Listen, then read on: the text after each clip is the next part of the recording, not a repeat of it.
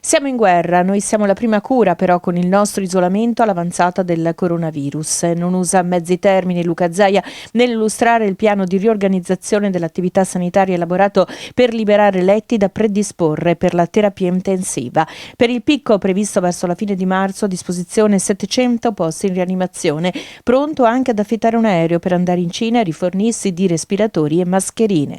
Sostanzialmente, senza diffondere inquietudini ai cittadini, tutto quello che è urgente si fa, gli interventi chirurgici si fanno, ovviamente tutto quello che è, come dicono i medici, in elezione, cioè cose che si possono programmare, si decide, non le si fanno in questo periodo fino al 15 aprile, salvo eccezioni che non ci siano urgenze, ci siano condizioni per le quali c'è necessità di intervenire. Detto questo, noi stiamo lavorando sul fronte delle terapie intensive, abbiamo i nostri 494 posti più altri, insomma ragionevolmente consideriamo di arrivare a 700, stiamo attendendo una prima fornitura, noi abbiamo già comprato macchine per conto nostro finché ci siamo riusciti, dopodiché stiamo attendendo un arrivo di 90 più 12, sono 102 macchine che ho concordato a livello nazionale nella distribuzione nazionale, ne attendiamo almeno altre 100 e più macchine riusciamo a portare a casa, più postazioni riusciamo a garantire. Siamo piazzati anche sulla terapia semi-intensiva, questo lo devo dire, cioè non c'è solo terapia intensiva, c'è anche la semi-intensiva dove applichiamo i famosi CPAP, quindi i caschi con la ventilazione, questo ci permette di dare risposta a centinaia di postazioni. E siamo attrezzati al peggio. Vi ricordo che l'algoritmo ci dice che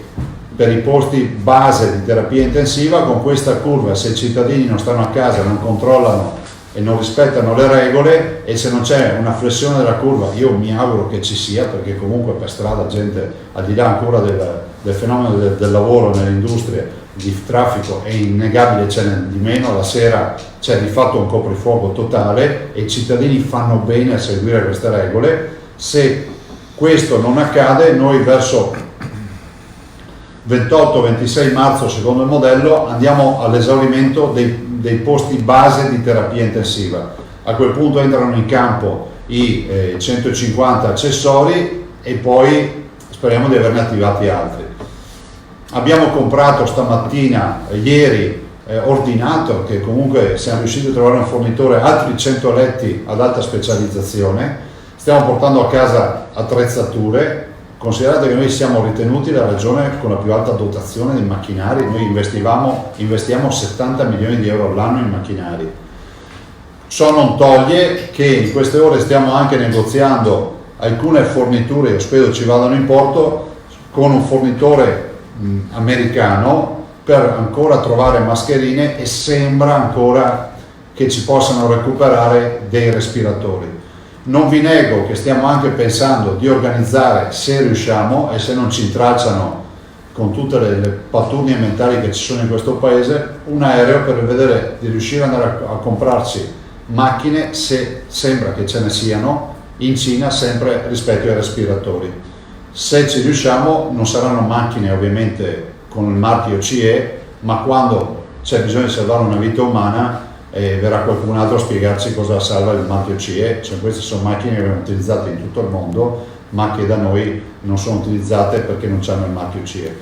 Queste sono scelte che facciamo, le facciamo in emergenza in un paese che comunque eredita culturalmente una filosofia secondo la quale tutto deve avere un bancale di carte per ogni roba che si fa. Capite che siamo in guerra e in guerra alcune modalità le dobbiamo abbandonare. E a chi chiede l'immediata chiusura delle aziende ricorda che non è una competenza della regione, che sono in corso riunioni con il governo. Schengen in questo momento sta sostanzialmente scomparendo perché abbiamo frontiere di fatto rispetto a noi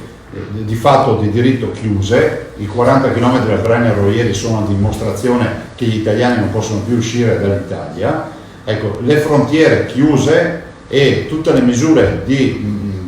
contenimento del contagio degli altri paesi europei portano le nostre imprese a non avere più un mercato straniero, quindi dovrebbero vivere solo il mercato domestico. Quindi molte imprese stanno chiudendo, ce ne sono alcune ancora che stanno lavorando, C'è la necessità comunque di mantenere in vita quantomeno la filiera dell'agroalimentare, del biomedicale e farmacologica, perché se chiudessimo quelle siamo spacciati, cioè nel senso che non abbiamo prospettive di vita perché sono vitali per noi, però questo è un tema squisitamente nazionale.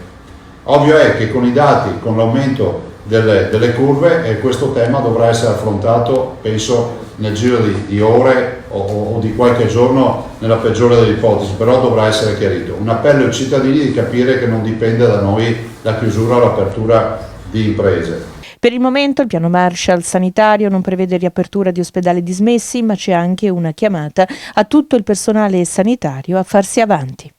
Appello lo faccio a tutti quelli, uomini e donne di buona volontà, medici in pensione che vogliono tornare come i riservisti quando ci vedevamo nei film che vengono richiamati, infermieri, OS, chiunque voglia lavorare, tornare